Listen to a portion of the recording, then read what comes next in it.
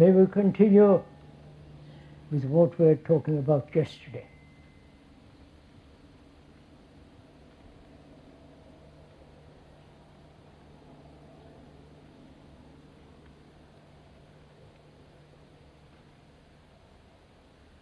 Before we go into that, may the speaker remind you, this is not a weekend entertainment. Not here just to be amused or intellectually excited about it. It's in no way a form of entertainment. We are rather serious, and I hope you are also serious. We were saying yesterday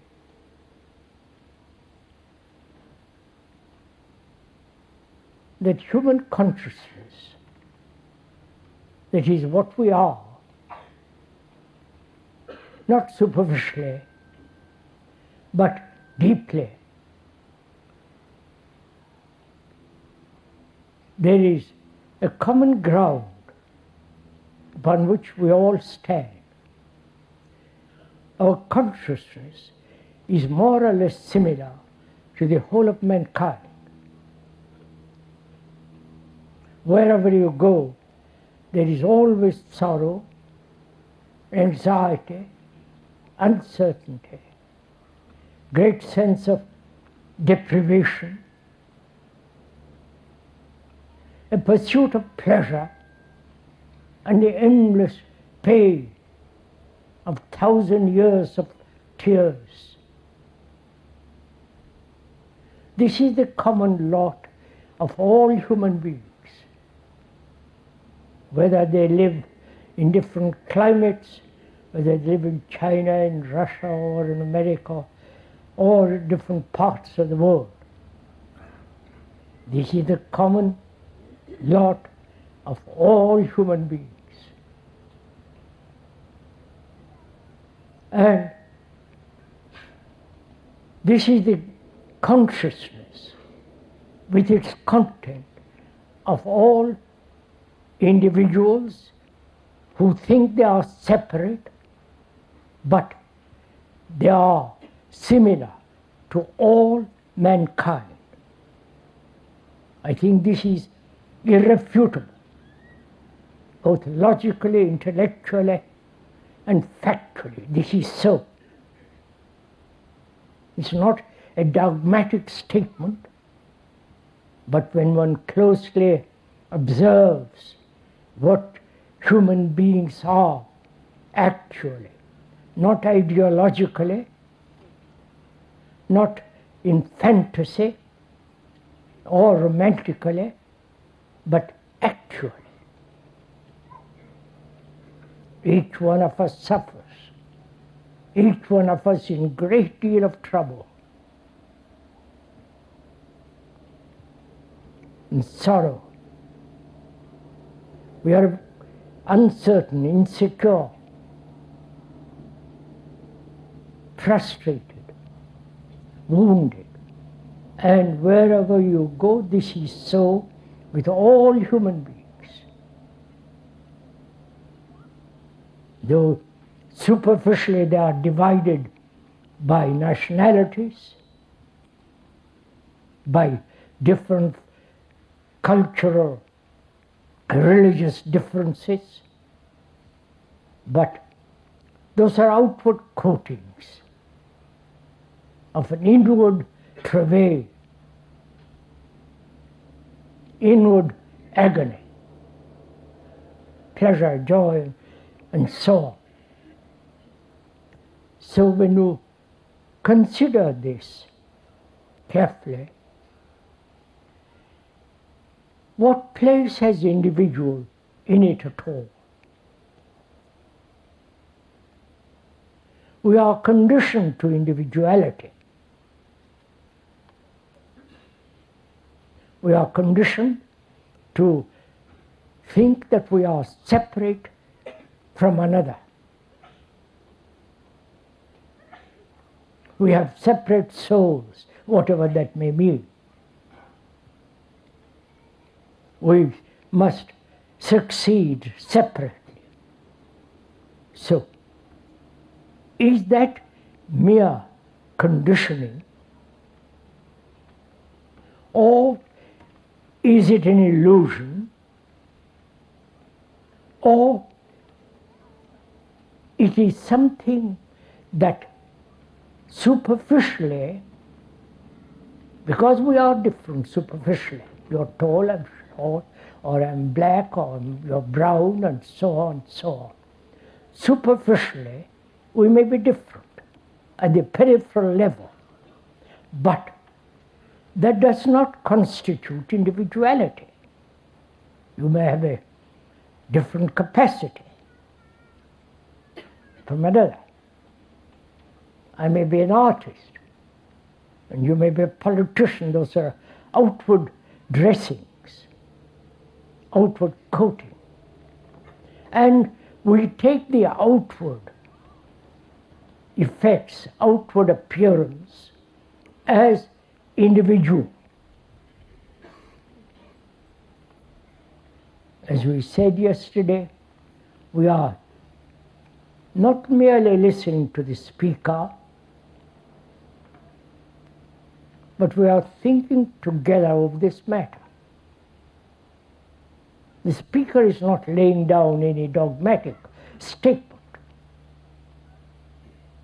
We are questioning, we are inquiring, and doubt, skepticism is part of this inquiry. Not only doubt what one thinks, doubt one's beliefs, one's conclusions. Not merely doubt what the speaker sees. That would be quite easy, and it becomes rather superficial. But to doubt one's own behavior, the way one lives, the whole religious structure, to doubt it, question it, to doubt our nationalities, why we kill human beings who are like us, why we tolerate wars, and so on. Skepticism has a place in our inquiry, and we are inquiring together. Not the speaker is inquiring, and then you follow him, or you say it's absurd and move away from it, but rather we are together going into this matter. It is not one-sided affair. So that's very clear that we are together inquiring into the question, what has happened to man, who has supposed to have evolved through millions of years. And through that evolution, through that time period, we have more or less remained as barbarous as before, killing each other, constantly in conflict, divided religions, and so on. So as we said yesterday, our consciousness, which is what we are, is the consciousness of mankind. And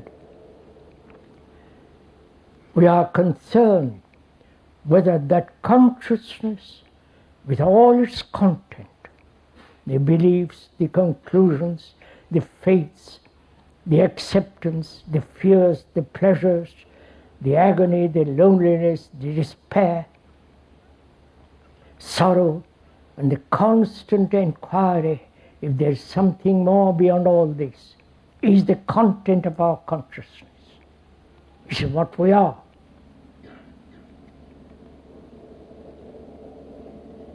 And thought, as we said, is not individual thought.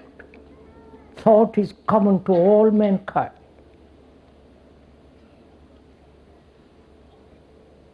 So again, very obvious. And thought has created all this world in which we live.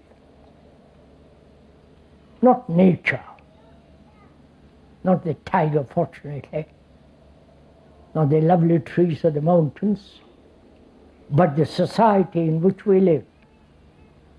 Thought has created all that.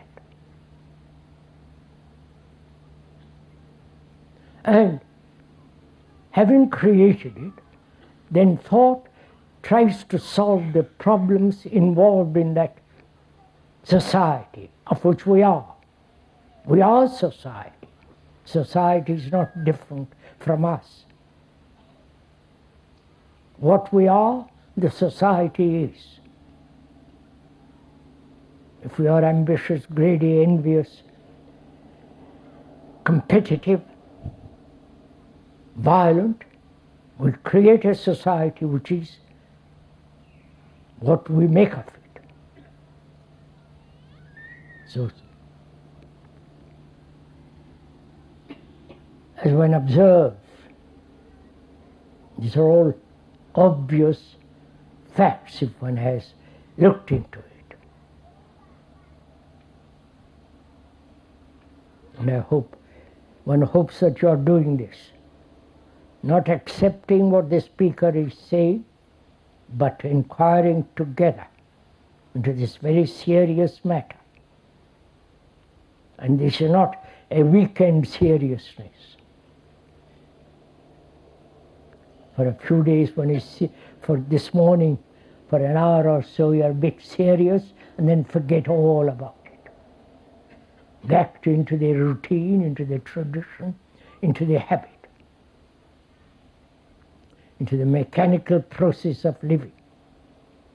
We are inquiring together why human beings, you and those people who live miles and thousands of miles away, have made society as it is, and whether it's possible to bring about a radical change in that society, which means radical change in ourselves, because we are society. The world is not different from us. We have made this world. Unless our world, which is the world which is within us, in the psychological area, if that world is not transformed, we will go on killing each other in the name of God, in the name of religions, for patriotic reasons, and all that indicates we are thinking in terms of isolation. The British, the French, the Tibetans and so on, thinking in isolation.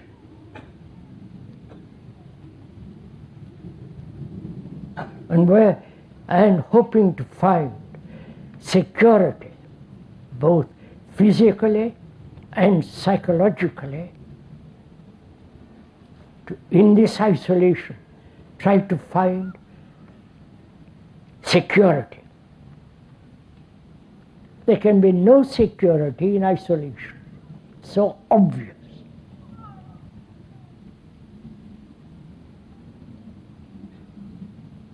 There can be no security in religious isolation. There is no security in communes because they are isolated. There is no security when we think we are separate from the rest of mankind.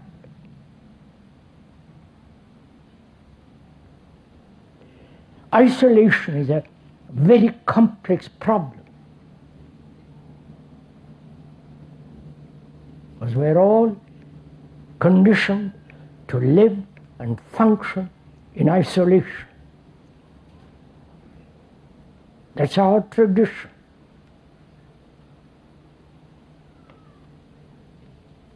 That's our culture.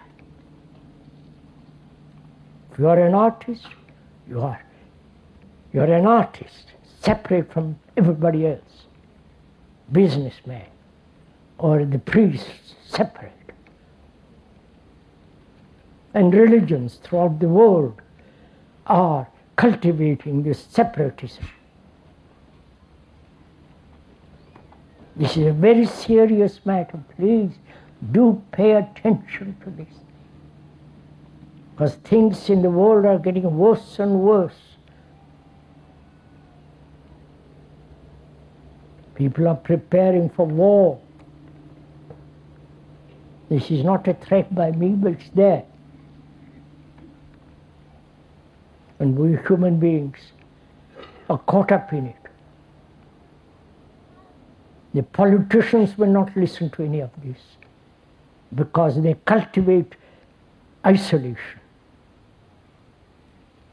Because the vast majority of people in the world think and believe, have faith, that when there is separate nationalities, there will be peace. And history has proved there is no peace in isolation. And yet we carry on. You have had a war in this country.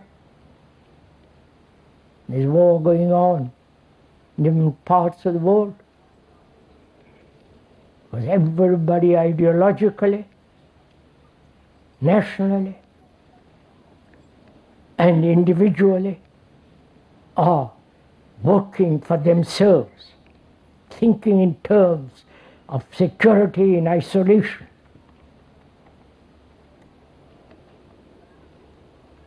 And as we said yesterday, to observe this fact,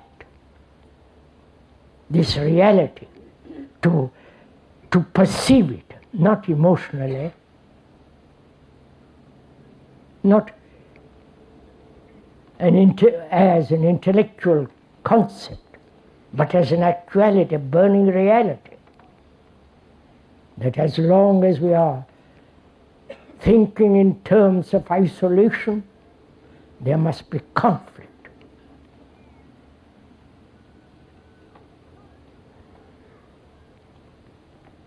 Conflict in our relationship, as we pointed out yesterday.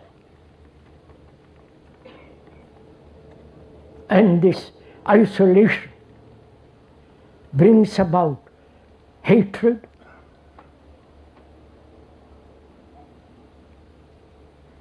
this isolation brings with it this sense of separate entity who must work for himself, cultivate his selfishness, pursue his own trade, his own capacity. That's what the scientists are doing. The scientists, they are interested in one or two things. The really great scientists are concerned with matter, what's beyond matter.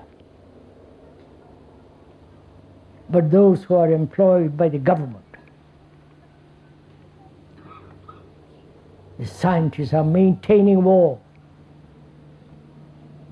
as the priests throughout the world are maintaining war. Right? These are all facts. So as we said yesterday,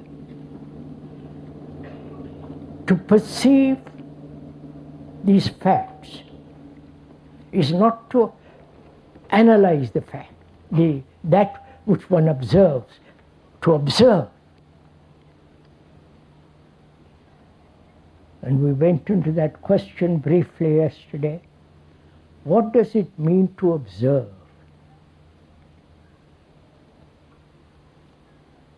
observe what is happening out there, outside of our skin,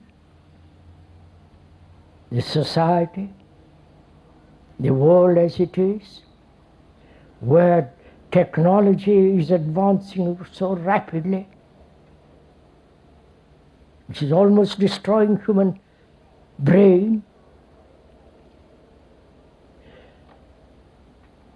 And East, as we pointed out yesterday, that is the Far East, is now going to be completely mechanized, technologically advancing far more than any other country. As you know, Japan's cars, radios, televisions, and all the rest of it. And the brain has been occupied mostly with that.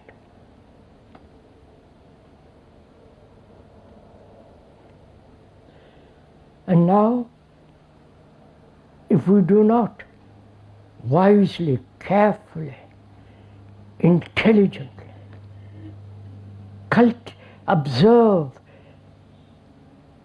the deeper quality of the brain, deeper quality of human being,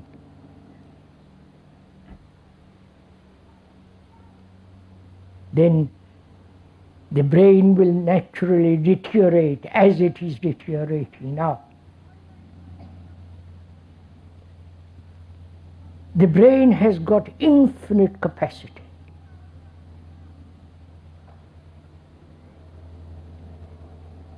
But it is limited now as we live. It's limited by our desire to fulfill as an individual. It is limited by the travail, the agony, the despairs, the loneliness, the terrible state human beings live in. All that, by all those activities, the brain is limited. Yes, when that limitation is broken down, it has got infinite capacity. Right? And we are inquiring into that, whether it's possible to break down, to be free from this conditioning of, as we said, from hate, because human beings hate each other.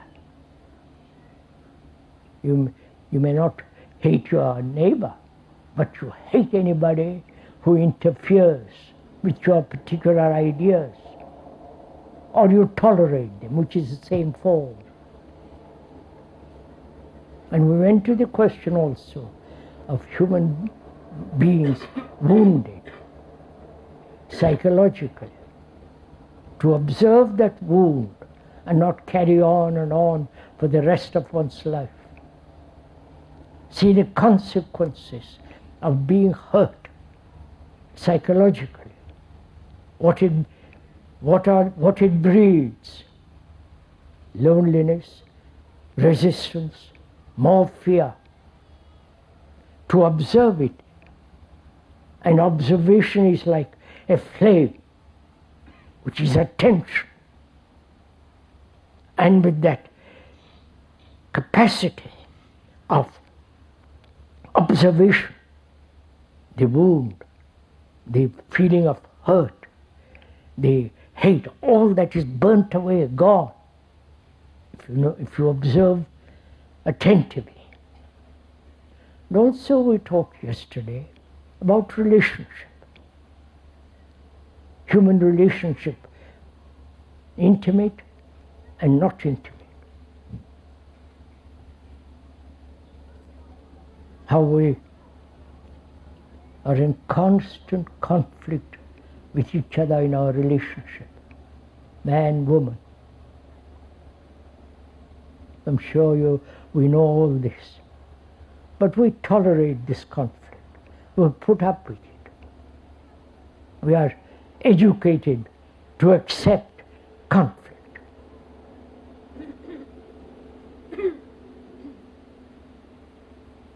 And that's Conflict we consider is necessary, a form of progress. So, where there is conflict, there cannot be love. We talked about it briefly yesterday also. Conflict has a cause,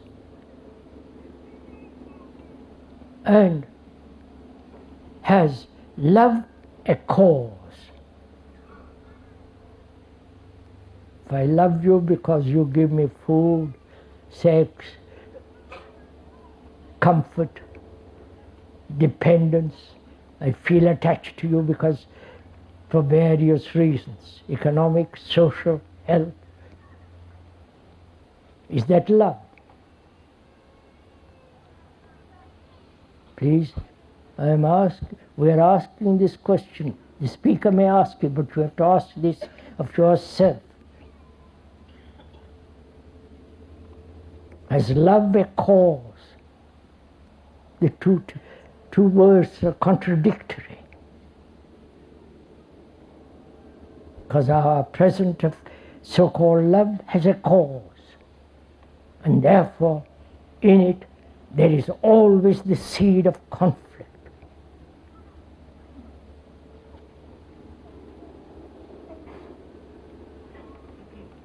So what has a cause can end. The effect can end.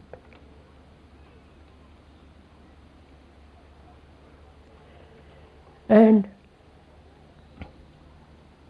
we ought to talk over together this morning so many other things involved, like fear, pleasure, loneliness.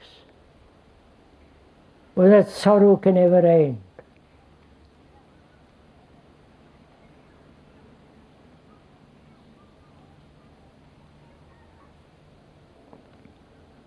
You know, man has never understood or finished end sorrow. After millions of years, he's still living with sorrow and fear, pursuing something which he thinks is real, true, and is always disappointed. And to achieve that reality, that truth, he must struggle. Conflict is necessary to achieve that which is beyond all time. So we are trained, we are educated, it's our habit, our tradition to struggle, to live in conflict. Conflict is not only personal, but the conflict with other people, with other nations. So we are asking what is the root, the cause of this conflict. Please, you are asking this question with me. Please don't wait for an answer from the speaker. We are both together examining the cause of this endless conflict between human beings. Conflict of religion, conflict of nationalities, the destruction of human beings who believe in something different from you, the conflict of ideologies, conclusions.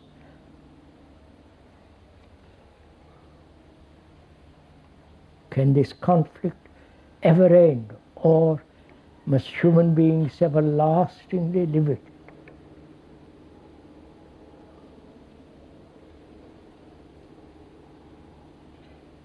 What is the root of this conflict? The cause.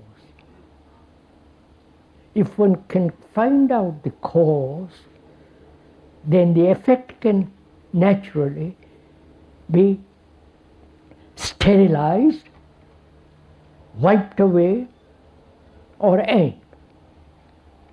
But we don't find the cause, the deep rooted cause, then you may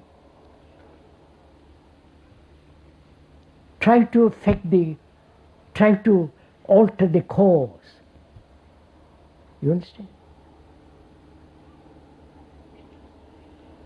If I don't find cause for my unhappiness, I live always in my unhappiness. If I don't find cause for my sense of loneliness, I'll always tolerate it, put up with it, be frightened with it, go through the various travail involved in loneliness. But if I can find the cause of it, I can end it. So we are trying together. We are not accepting what the speaker is saying.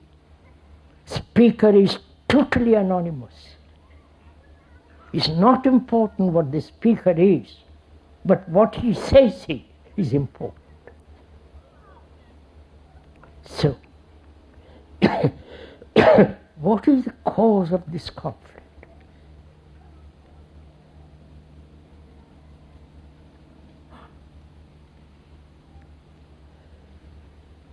First of all, look at the ideologies man has created.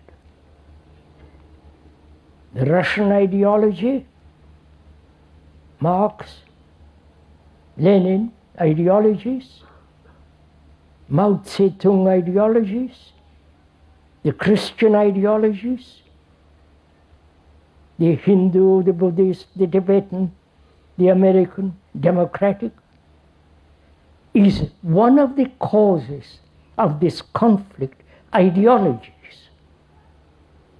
You understand? Please ask yourself this question.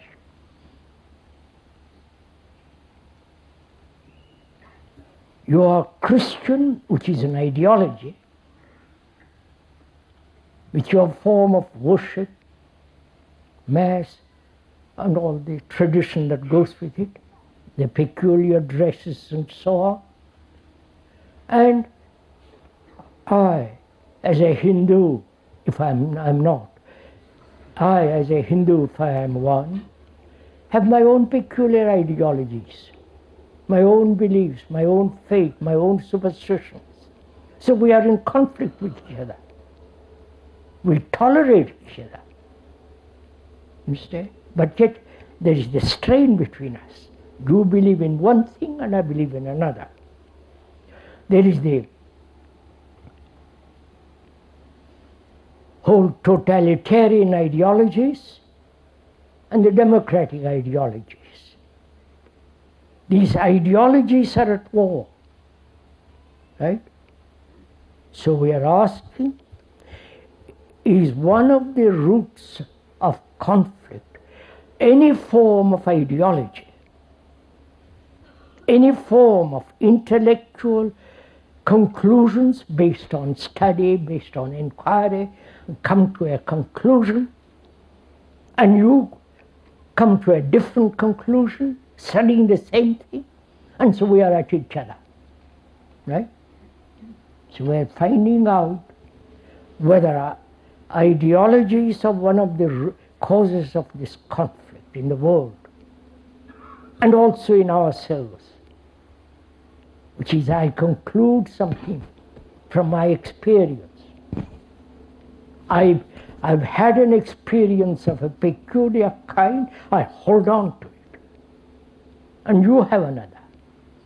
So there is a difference, there's conflict. Can one then, if ideologies are one of the root causes of conflict, can one live without ideologies?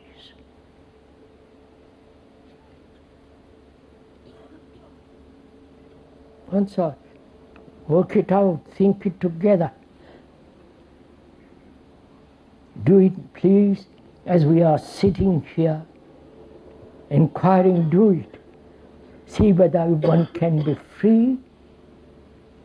If you think ideologies are one of the roots, causes of wars, disturbance, conflict, whether those ideologies are necessary at all. Ideologies are the projection of thought. That thought may have inquired, studied, accumulated a great deal of historical knowledge and come to a conclusion and holds to that conclusion. Another does the same thing. So there are two different camps dividing each other, arming each other, killing each other. Right? And we are doing the same thing in our private life, in our relationship with each other. Or two. So, can one be free of all ideologies? We see the cause of it.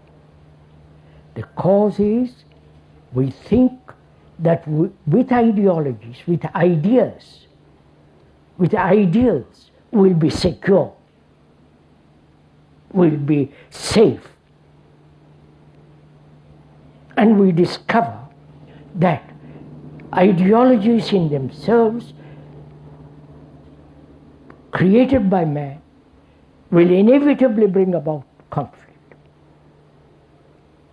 Right?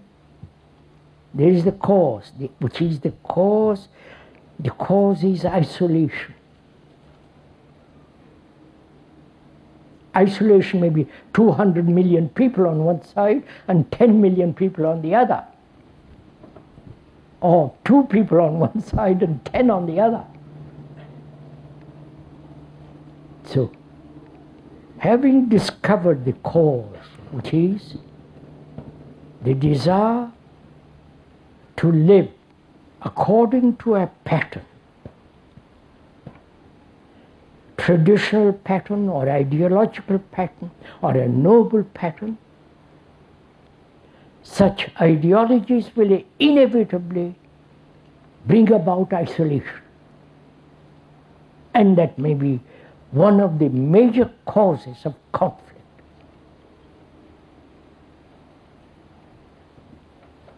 Now, when one has observed this fact and the causation of it, to be free of the cause, I should be free of the desire, of the urge that in ideas, in conclusions, in concepts, ideals, there is safety. Come on, sir.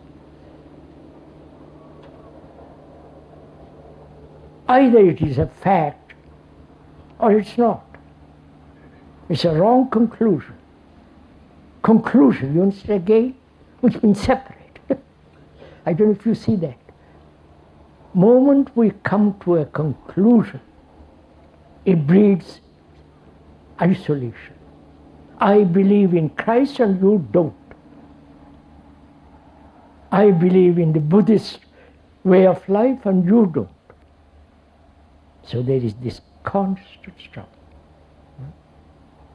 which means the brain has accepted a pattern of living according to some ideal, a concept, a symbol. And there is the illusion in that there is safety. So I cling to it. But when you point out to me the nature of this movement, either I reject it entirely, which is natural, or if I'm at all sensitive, at all aware of the world as it is now, then I begin to inquire. Then I begin to see that the facts are much more real than the conclusions about the facts. Right? So, can one be free of the cause of this ideological concept of life, which is really a very, very serious question. Because from Plato, Aristotle, and from the ancient Indians, ideals have become extraordinarily important. And we live according to the Greeks and their conclusions. Though we have expanded, we have narrowed it down and so on. So the same thing, this whole idea of living according to an ideal, which must breed conflict, right? Which is, the fact is what is, not what should be. The should be has no fact whatever. What is a fact, right? So we are asking also, are there other factors of conflict in one's life? Because we are asking this question we are asking this question naturally, is there a way of living in our daily life, a peaceful, vibrant, active life, not just sleepy life, to be free from all conflict, to have no problems. Problem is another factor of conflict, right? We are trying to find out a way of living entirely different from what we are living now.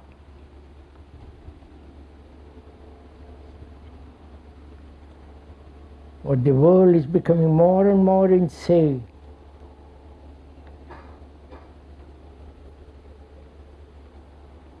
And those who want to be sane is rather difficult in this world. So is fear one of the causes of conflict in one's life?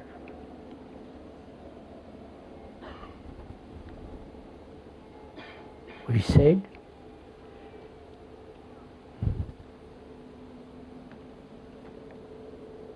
ideals may be one of the factors of conflict, because it takes away from us facing the fact. And we're asking, is fear one of the factors of conflict?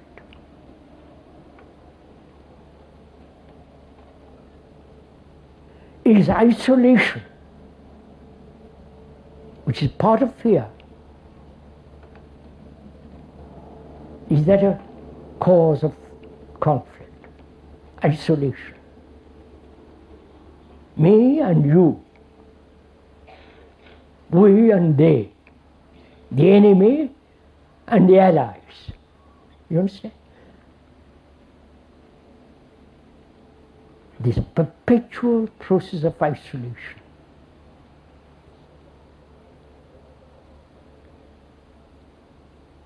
Identify with one group against another group.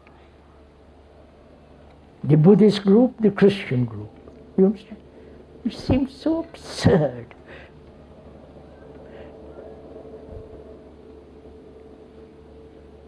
And is fear a major factor?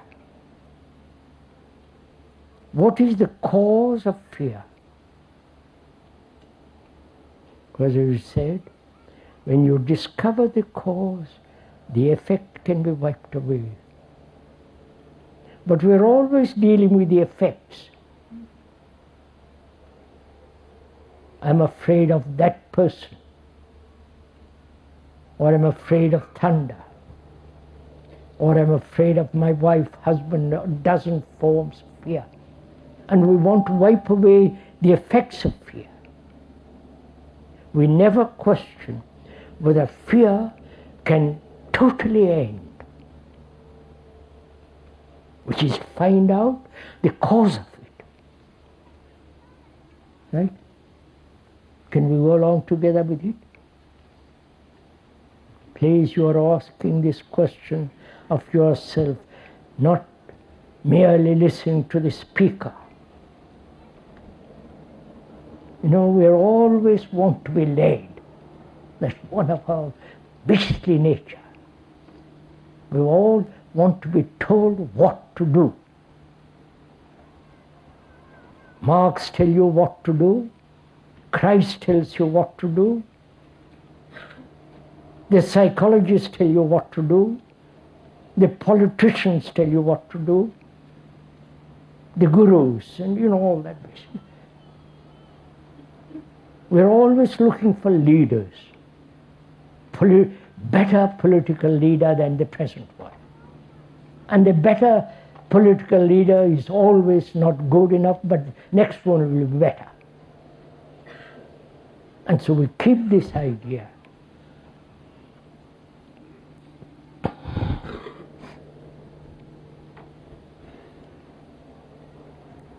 So we're asking, there is no leader here. Please, let's be clear on this point.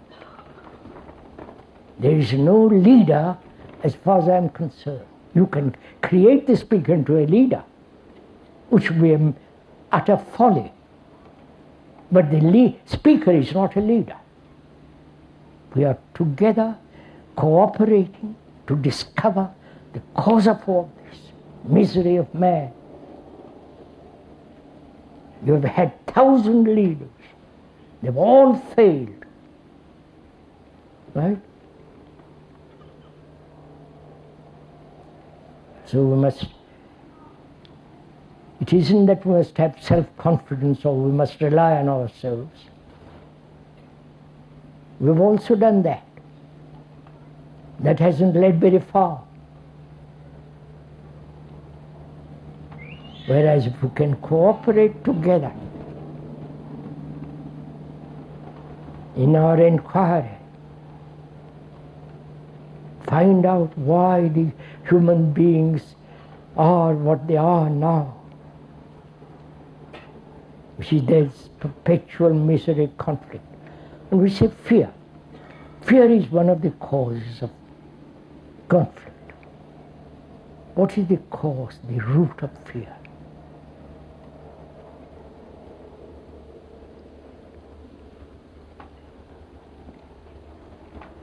We're not talking about the branches of fear or trimming the branches of fear, but very root of it.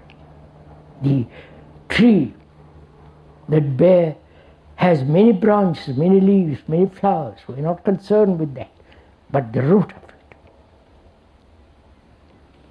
it. Is it this eternal seeking of and living in isolation,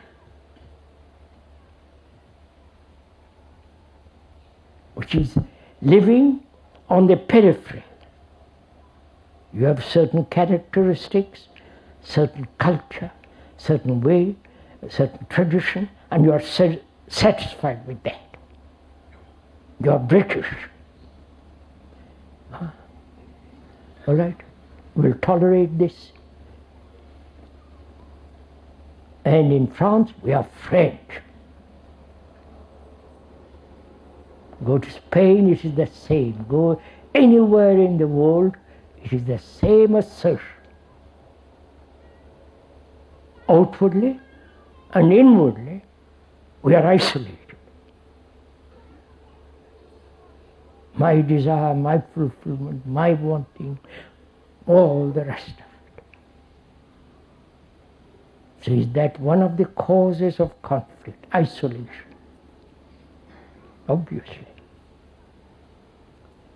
Politically, as long as you remain British and the French and all the rest of it, there will be no global relationship, and there will be no peace in the world at all. Right? Tell that to the politicians, he'll say, buzz off.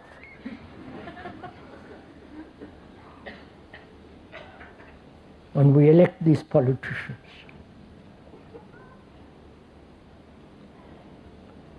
so we are finding out ideologies, isolation, and now we are inquiring into whether fear is one of the factors of conflict in our life. Obviously it is. I'm afraid of you because you are cleverer than me. You're more beautiful than me. You know, this constant comparison.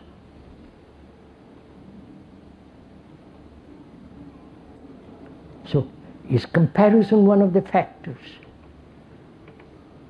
Of course it is. Can one live a life without any comparison? Which means no measurement. I am this, but I will be that. That's a measurement. What I will be that breeds fear. Right? Oh, I don't follow all this. So, what is the root of fear? The cause. Is it time?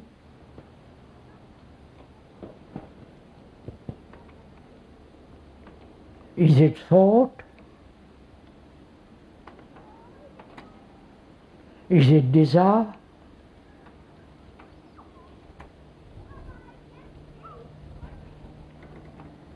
So if these are the causes, if they are,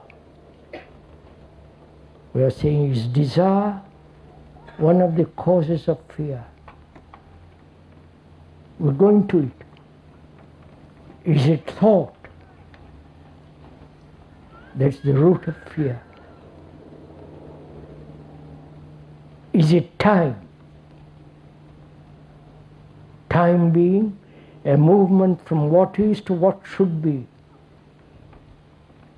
Time being the state of the brain that says, I am this, but I'll pursue the ideal.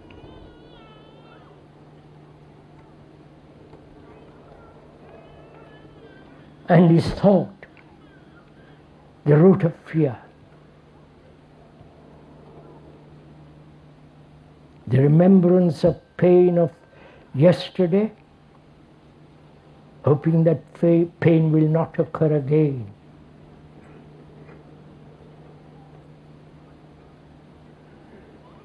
Thinking. Is that one of the causes of fear? Don't say, if I don't think, what will I do? That's not the point. The point is we are trying to inquire whether thought breeds fear.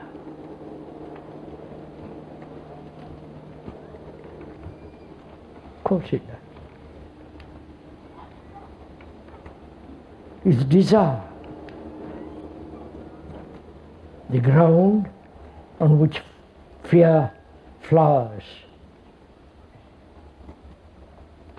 So we have to inquire into these factors. What is desire? What is thought? What is time? Can we go on? We are not tired?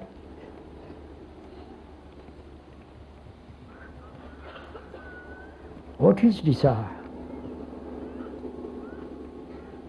Which shapes our life, which has such extraordinary vitality, drive.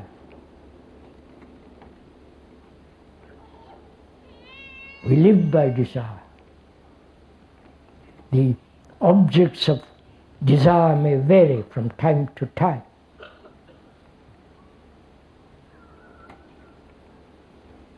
But we're not concerned with the objects. We are concerned with the root of fear, which is, we are asking, Whether desire is one of the factors, and not desiring that or this, but desire itself, right? What is desire? We have to inquire what is sensation.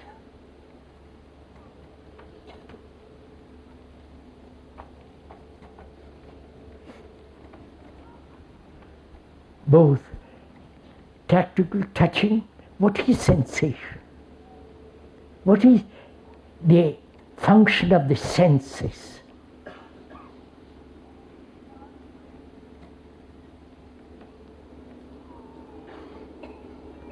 Are the senses separate in themselves? And if they are separate, you cannot help to do anything about it. But is it possible, please listen to this, you may not have thought of it, is it possible to operate with all your senses fully awakened? You understand my question? I may be very good in seeing clearly with my eyes, or I have a very good taste about wine, or I'm sensitive about this or that. But I'm asking, is it possible to have all your senses heightened and fully operating together? Right? You understand my question? Have you ever looked, have you ever tried, or I'm not asking, please, I'm asking this politely. Have you ever tried to look at a tree with all your senses, or at the sea with all its beautiful waves and color and depth and the tremendous vitality of it? To look at something with all your senses, that is, to have total sensation, not partial sensation.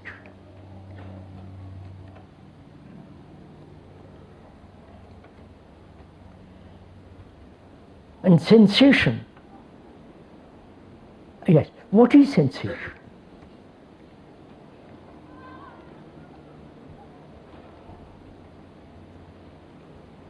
Pain, physical pain, physical discomfort, ill health, and also psychologically, the sensation, the feeling of being hurt, being lonely, the sense of depression and elation, the sense of deep inward loneliness of man. When we talk about man, we're also including the woman, so don't get excited about it.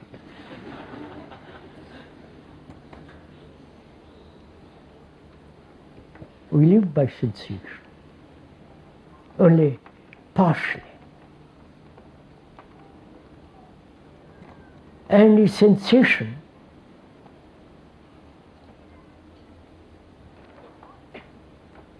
is that one of the causes of desire? I desire a car, a suit, a shirt, or a robe, or a dress. I look in the window. I perceive, with optically perceive, then I go inside and touch the material, this good material, which is sensation, right? So I'm beginning to discover that seeing, touching, contact from that sensation, right? Right? Seeing visually, contact, sensation. Then what happens? Then thought arises and says, how nice if I could get into that car, drive fast. Or in that shirt, in that dress, in that. So thought creates the image of me having that shirt or something else. When thought creates the image, then there is the beginning of desire. Are you following us? Go into it, says. This is part of meditation if you are interested in it. Not just sitting cross-legged and going off into some fantasy. This is part of meditation, to inquire very deeply into the nature of conflict, into the nature of desire. Not what other people say about desire. The whole concept of, Christian concept of suppression of desire. As if you come to serve the Lord, and have no desire, except one desire to be like Him or whatever it is. So, seeing, contact, sensation, then thought creates the image. At that moment is the birth of desire. Right? With all its problems. Controlling it, not controlling it, accepting it, enjoying it, with all the consequences of pain, trouble. And it may be also included in it, maybe one of the causes of fear, because I may not get what I want. I'm depressed by it, frustrated by it. I'm afraid I can't get it, and so on.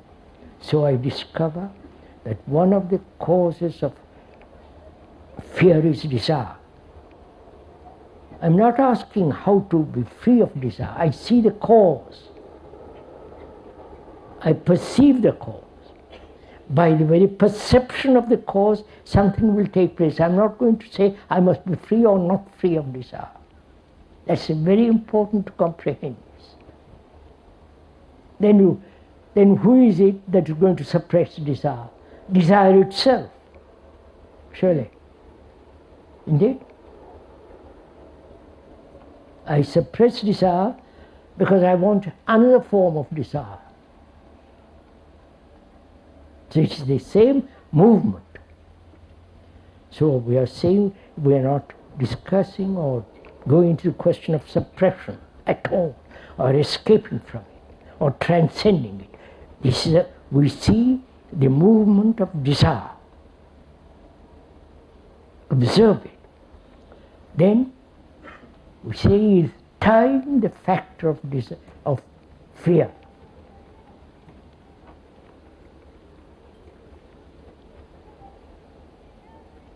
Time. I may die tomorrow, or 10 years later. I'm all right now, but God knows what will happen tomorrow. Tomorrow is time, right? There is time by the universe, that is the rising of the sun and the setting of the sun, night, day, and all the rest of it. And also there is the inward time. Inward time, which is, I've had happiness another day, and I hope I'll have it in the future. Or I've had an experience, I cling to that experience, and hoping nothing will disturb it. Or I've had pain, both psychological and physical, and I hope that will never happen again. Time is a movement, right? And thought is also a movement. Thought which is born of knowledge. Knowledge is the result of experience. We are the result of thousands of years of experience.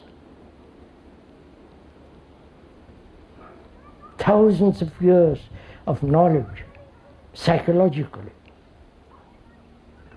And you need time to learn a language, to acquire various capacities. So there is time outwardly, there is time inwardly. And thought is also the result of time.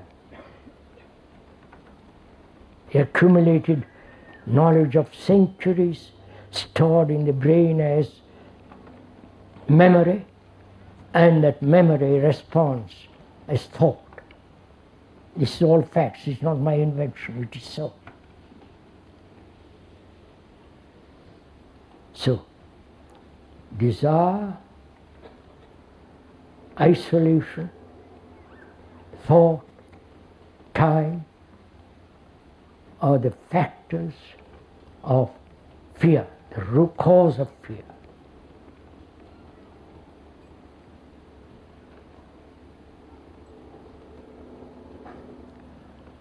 Now, how does one deal with a cause? You understand my question? I've found out for myself the cause of fear.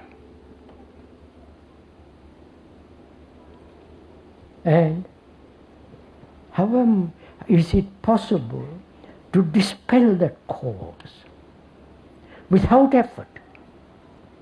The moment I bring effort into it, it's another form of conflict, right? So is it possible to be entirely free of the cause and or the causation of which breeds all this? It is possible only, please, we are talking over together. It's possible only when you observe the fact, that is, when there is the realization that the cause is producing all these effects. And also one knows, where there is a cause, there is an end.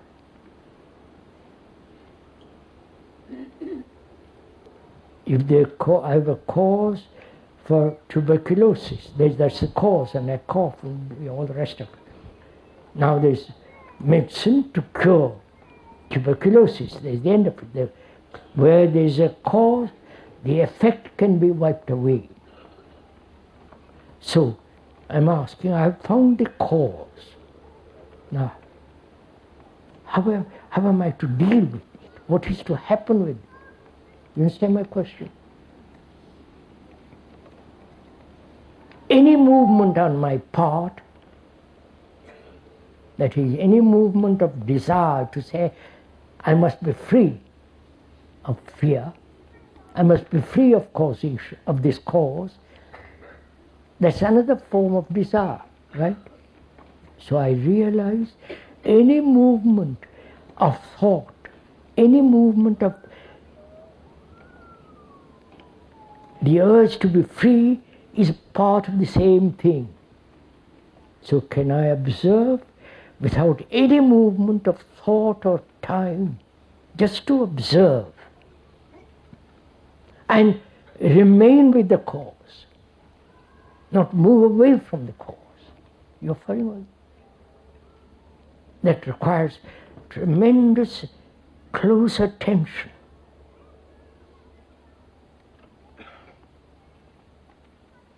So one has to inquire much further into the nature of attention. It's not for the moment today, we'll do it another day. But to be aware of the cause and to have no choice about the cause.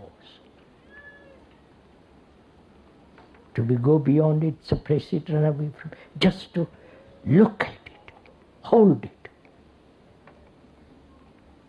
When you give your whole attention to that cause, that very attention is like a fire that dispels the cause. Right, that's enough for today.